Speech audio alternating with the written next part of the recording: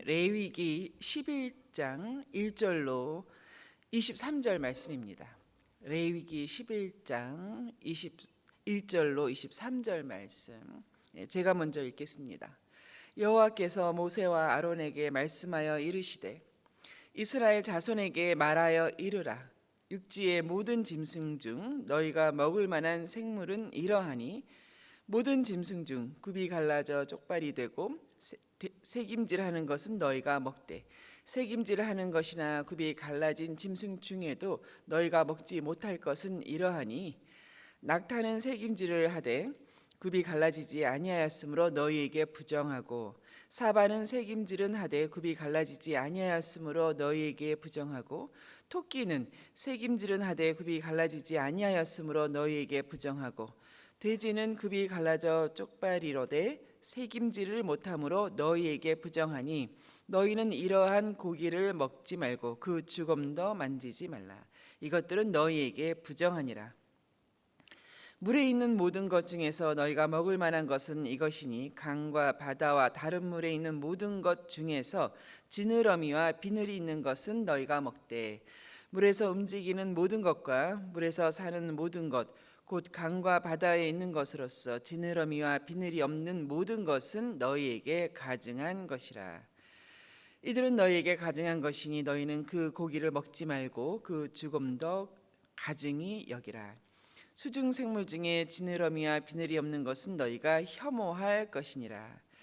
새 중에 너희가 가증히 여길 것은 이것이라. 이것들이 가증한즉 먹지 말지니 곧 독수리와 솔개와 물수리와 말똥가리와 말똥가리 종류와 까마귀 종류와 타조와 타흐마스와 갈매기와 샘의 종류와 올빼미와 가마우지와 부엉이와 흰 올빼미와 사다새와 너새와 황새와 백로 종류와 오디새와 박진이라. 우리 다 같이 읽겠습니다.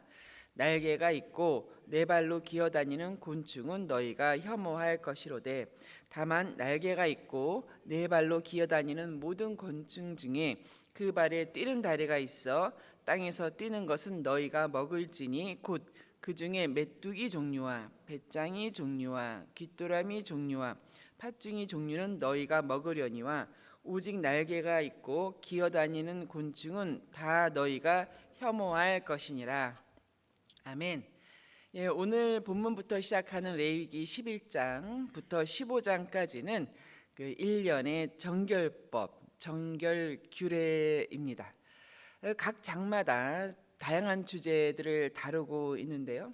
오늘과 내일 보시는 11장은 먹을 만한 짐승, 먹지 말아야 할 짐승에 대해서 정한 짐승, 부정한 짐승 이렇게 규례를 정하고 있습니다. 그의 12장은 신체 관련 규례로서 특별히 아이를 출산한 산모의 정결 규례들이 쭉 나옵니다. 그리고 13장, 14장은 질병 관련 규례로서 이제 특별히 나병에 관한 것을 중점적으로 다루고 15장은 마찬가지로 질병 관련으로 남성 또 여성의 유출병에 대한 정결 규례를 쭉 다루고 있습니다.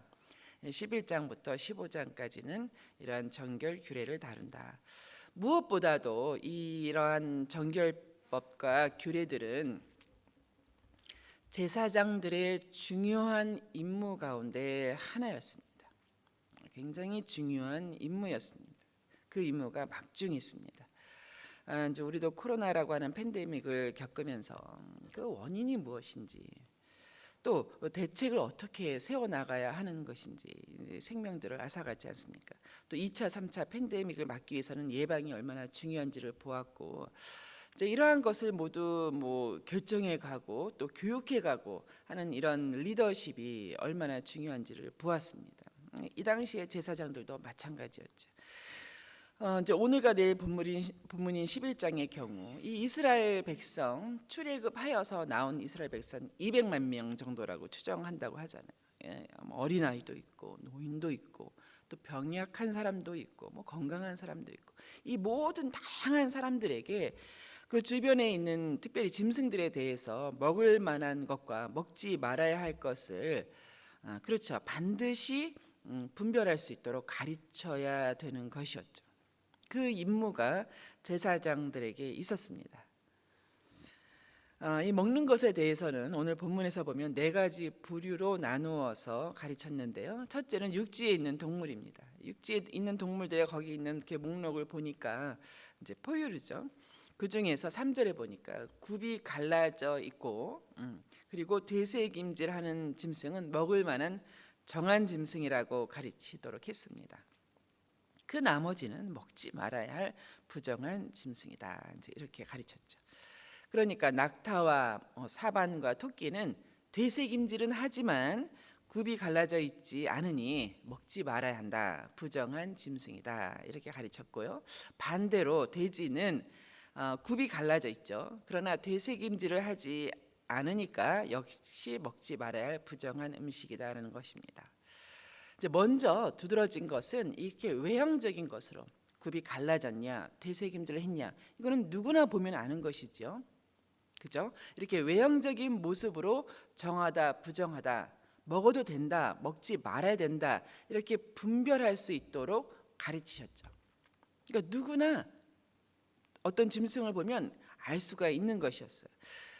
누구나 분별할 수 있다.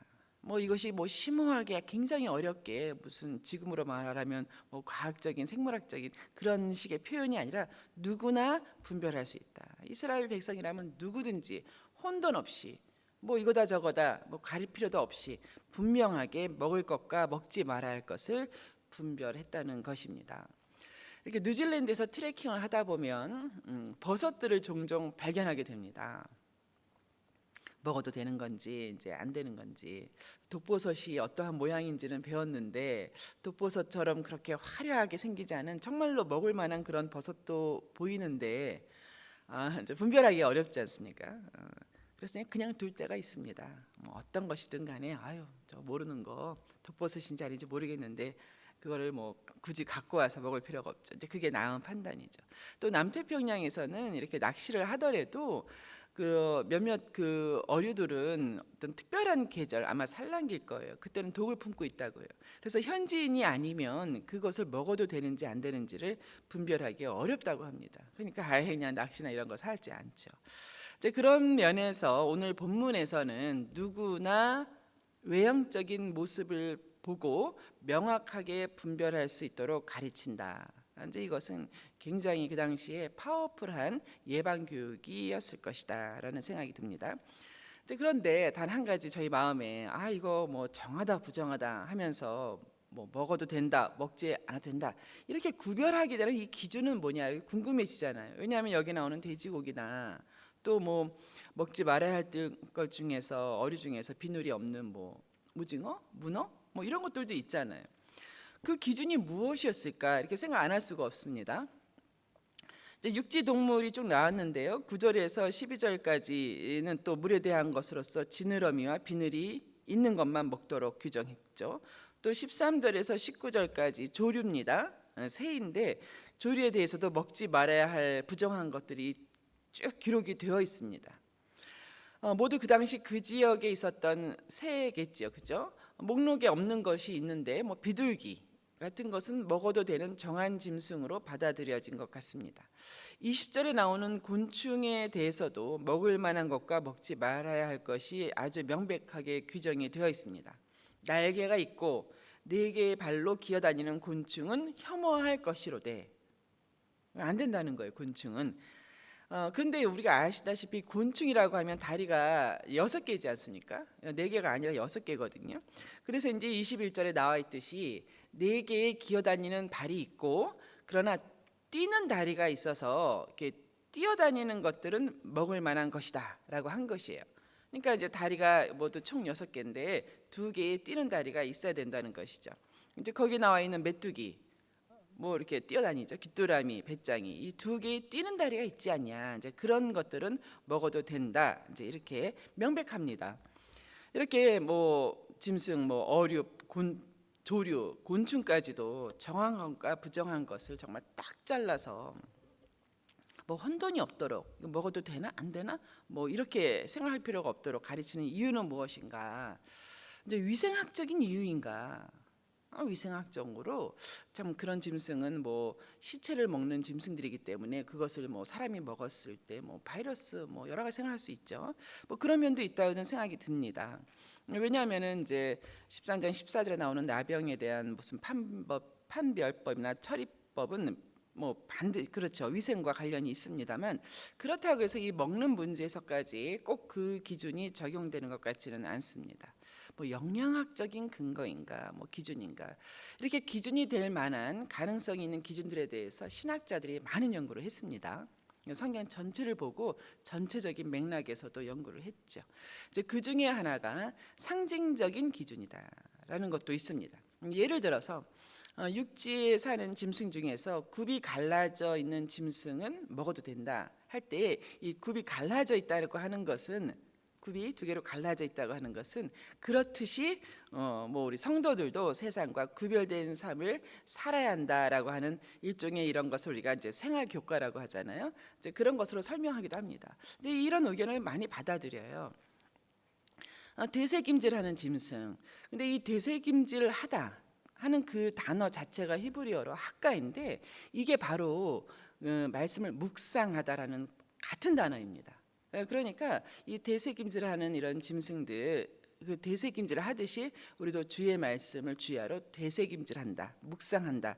이제 이런 생활 교과적인 해석입니다. 그래서 그렇게 많이들 받아들이고 있고 또 일리가 있습니다. 그러나 뭐 정한 짐승이라고 한 여기 지금 목록 중에서 보면은 사반이나 토끼, 사반이나 토끼가 이제 부정한 짐승이다. 뭐 이렇게 나왔는데요. 사반이나 토끼, 토끼는 실제로 되새김질하지 않습니다. 되새김질하지 않는데도 여기 목록에 들어있죠. 겉으로 볼 때만 그렇게 되새김질하는 것처럼 보이지만 그렇게 하지 않습니다. 그런 거 보면은 이거 뭔가 뭐 되새김질을 하지 않는 짐승도 되새김질하는 것처럼 이렇게 보는 것은 아니지 않는가. 이제 이런 어떤 여러 가지 우리 안에 질문이 있습니다. 이렇게 정한 짐승, 부정한 짐승을 나눠가며 이 섭생에 대한 정결법을 정할 것이면 게다가 이제 저의 추가적인 질문이죠. 뭐 오래전부터 이제 이런 부분에서 참 저의 그 묵상과 함께 질문이 있었어요. 뭐 그 중에 하나가 이 부정한 짐승. 이 부정한 짐승이 처음 나오는 성경에 처음 나오는 대목이 언제냐면은 이게 이제 노아의 방주 때거든요. 노아의 방주 때 하나님께서 정한 짐승 뭐 7쌍과 부정한 짐승 1쌍을 노아의 방주로 이제 드리도록 하시거든요. 근데 처음 나오는 단어가 부정한 짐승인 거예요. 그러니 이제 이 레위기까지 와서는 뭐 저의 짧은 식견으로 생각할 때는 이렇게 먹으면 안 된다라고 하실 정도라면 그냥 노아의 방주에 들이지 마시지. 이것을 그 노아의 방주에 들이셔서 또 이것을 먹으면 안 된다고 뭐 이렇게 법으로까지 정하셨다는 게 뭐 제 이제 질문이지만 여러분도 한번 생각해 보시기 바랍니다만. 물론 이제 이것은 뭐 하나님께서 이 피조물을 다스리라 이렇게 우리 인류에게 문화 명령을 주셨는데요. 다스리라고 했지 뭐 모든 것을 다 먹으라 이렇게 명하시지는 않았죠. 그렇죠? 그래서 모든 피조물들은 다스려야 할 대상이지 그것을 뭐 먹느냐 마느냐 이런 식으로 그 음식처럼 그렇게 섭생으로 해야 할 그 대상은 아니었습니다. 그러므로 이제 뭐 부정한 짐승이라고 해서 뭐 열등하거나 뭐 하등하게 생각해서는 안 되는 것이죠. 모두 하나님의 이제 창조물이고 어떤 것도 멸망당하거나 멸종되어서는 안 된다는 것이죠. 먹으면 안 된다라고 하는 그런 말씀이 있는데 이런 말씀은 처음은 아니지요. 뭐 무엇을 먹으면 먹지 말라는 게 처음은 아닙니다. 바로 우리 앞전에 보았던 것은 기름과 피는 먹지 말라 있었죠. 그 더 앞전에는 에덴 동산에서 선과 악을 알게 하는 나무 열매는 먹지 마라. 뭐 또 우리가 이렇게 그냥 막 상상할 때 뭐 선과 악을 알게 하는 나무의 열매라고 하니까 뭐 다른 짐승들은 먹었을 것 같아요. 그냥 뭐 저의 그냥 상상입니다. 어쨌든 그러나 너희는 먹지 말라. 이제 이렇게 말씀하신 먹지 말아야 될 하나님과 인간의 관계에서 하나님의 말씀에 따라 먹지 말아야 할 것이 우리에게는 있다는 것이죠. 이제 두 번째로 오늘 본문의 명백한 그런 구별이 당시 이스라엘 사람들에게 굉장히 불편하고 불이익이었겠는가 이제 이런 생각을 하게 됩니다. 이거 사람을 갑갑하게 만드시는 건가? 모두 먹지 말라, 모두 먹지 말라. 이거 불이익을 주는 거 아닌가? 이제 이런 생각을 해보게 됐어요. 근데 이렇게 생각을 해보면 먹으라, 먹을만 하니라 하는 이런 짐승만으로도 얼마든지 영양학적으로, 위생학적으로 모든 면에서 결코 불이익이 되지 않는다는 것입니다. 신명기 14장에 보면은 그 가나안 주변 짐승들로는 그 쉽게 먹을 수 있는 것이 뭐 소, 양, 사슴, 노루 등이 있었다고 합니다. 먹을만 하다, 정한 짐승이다, 아무 의심 없이 섭취해도 된다는 그런 짐승 목록이 이제 있다는 것이죠. 그랬을 때에 이 말씀을 대할 때 그 당시 사람들이나 저희나 봤을 때 그럼에도 불구하고 먹지 말라 한 음식에 대한 어떤 마음을 이렇게 자꾸 두게 되는 것은, 그것은 뭐 이렇게 되면 이것은 욕심이 아닌가, 말씀의 바운더리를 넘어서서 나의 이제 자의적인 판단이 되는 것이죠. 그것은 욕심이지 않아요. 먹을 자유가 있는 것이 아니라 이쯤 되면 이것은 욕심이지 않는가. 따라서 주신 규례대로 행하며 자신을 스스로 구별하여서 하나님께 종속시키는 결단과 이러한 순종들이 이스라엘 백성에게는 있었다는 것이죠. 그들은 그러한 결단과 순종이 있었어요. 자신들을 하나님의 말씀에 따라 구별했어요. 하나님의 것으로. 이러한 결단들이 그들에게는 있었죠. 아마 지금보다 그들이 갖고 있었던 어떤 하나님께 구별됨, 하나님께 속한 백성이라고 하는 것이 더 강하게 있었을 거예요. 이러한 것이 얼마나 확고하고 또 강한 정체성이었겠습니까? 우리 요즘 정체성 이런 교육 많이 하거든요. 생각 많이 하거든요. 하나님 나라 백성으로서의 정체성, 뭐 한국인으로서의 정체성, 이런 얘기를 많이 해요. 근데 이 정체성이라고 하는 그 정체성에는 무엇인가 다른 무엇인가와 구별됨이라고 하는 요소가 있습니다. 그 구별됨이라고 하는 요소와 함께 포함된 것이 정체성인데, 이들은 정말로 정확하게 구별된 그런 정체성, 확고한 정체성을 갖고 있었다는 것이죠. 우리 민족은, 우리 백성은 하나님께 속한 백성이다. 이러한 것이 오늘 나와 있는 이 음식에 대한 규례로서 그들에게 있었다는 것이 굉장한 유익이 아닐 수 없습니다. 하나님께서 정하신 법을 지켜 나감으로써 하나님께로 구별된 자신들, 사람들이라고 하는 것이죠. 그렇습니다. 오늘 섭생에 관한 그 일련의 정결법은 이스라엘 사람들은 이들만큼은 하나님께 속한 백성임을 확고하게 만드는 아주 그런 유익 중에 유익이 아닐 수 있습니다. 물론 이제 신약 시대에 오면은 이러한 외적인 요소로 무엇을 먹거나 먹지 말거나 하는 이런 외적인 요소로 구별됨에 대한 법을 정하지는 않습니다. 오히려 예수님께서는 말씀하셨죠. 하나님이 정하다 하신 음식은 정하다라고. 입에 들어가는 것이 더러운 것이 아니라 나오는 것이 더럽다고 이렇게 말씀들을 하셨죠. 그보다는 이렇게 외적인 것보다는 내적인 요소로서 그 구별됨을 이야기하셨죠. 첫 번째가 성령의 인치심입니다. 성령의 사람, 영이 그 안에 내주하는 그런 사람. 또 심령이 가난한 자, 다 이게 내면적인 요소죠. 마음의 할례를 받은 자, 예수 그리스도의 도를 따르는 자, 그리스도인, 또 말씀으로 깨끗함을 입은 자, 이런 내적인 요소로 여전히 동일하게 하나님께로 구별된 사람을 가르치고 있습니다. 이것만큼은 이제 동일한 것이에요. 오늘 본문에 있는 레위기, 돼지고기를 먹어도 되냐 안 되냐, 오징어는 되냐 안 되냐, 우리 지금 이 시점에서는 그것이 굉장히 자유롭습니다. 그 법에 우리가 구속되어 있지 않지요. 그러나 동일한 것은 구별됨이라고 하는 것은 같다는 것이죠. 그들이 얼마만큼 철저하게 하나님께 속한 자로서 하나님의 법을 지켰는지 그들의 몫인 것처럼 우리 역시 하나님께 속한 자로서, 그리스도인으로서 하나님이 정하신 법들을 얼마나 우리가 이 내면으로부터 순종하며 존중하며 지켜나가는지에 대한 것은 또 우리의 몫으로 있는 것입니다. 그렇습니다. 이 정결법에 대한 그 법 조항 내용은 다를지 몰라도 그 근본 원리는 우리 신약 시대를 사는 우리에게도 동일합니다. 저는 이제 이런 저의 묵상이 있어요. 법이 이 법이 뭐 옳다 그르다 뭐 여러 가지 기준들을 논하기 전에 하나님의 법이지 않습니까? 또 하나님께서 하나님 백성에 주신 법이잖아요, 그죠?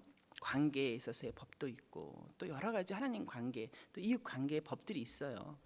이런 법들을 철저하게 지켜 나가려고 내 마음을 다스리고 나를 부인하고 나가는 이런 백성, 이런 자녀에 대해서는 하나님께서 책임지시지 않겠는가? 이제 여러분도 그런 고백이 될 거예요. 하나님께서 그렇게 나아가는 백성, 하나님께 속한 사람으로서 자기를 구별하여서 하나님 말씀하신 것을 어떤 것도 경히 여기지 않고 그것이 뭐 과학적이냐 아니냐 이런 거가 아니라 말씀하셨으니까 그거대로 행하는 사람은 하나님께서 책임지신다. 저는 이것이 맞다고 생각이 됩니다. 사람 기준이 아니라 하나님 기준으로, 내 생각대로가 아니라 하나님 말씀대로 그렇게 깨어있고 분별해가면서 나를 절제하고 또 주신 은혜를 누려가는 이런 복된 삶, 그런 삶을 저와 여러분이 또 주의 이름으로 누려가기를 축원합니다. 자, 우리 아까 불렀던 찬송가, 새 찬송가는 420장입니다. 통일